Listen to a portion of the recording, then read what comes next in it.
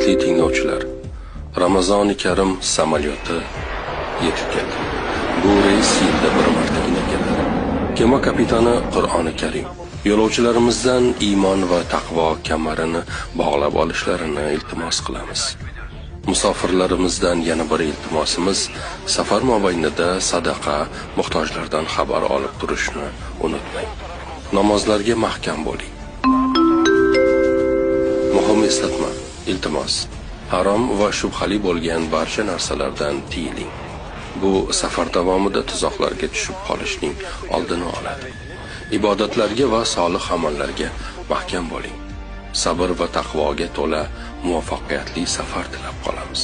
Hayotdagi eng go'zal, ajoyib safarda Allohning rizoligini umid qilib qolamiz.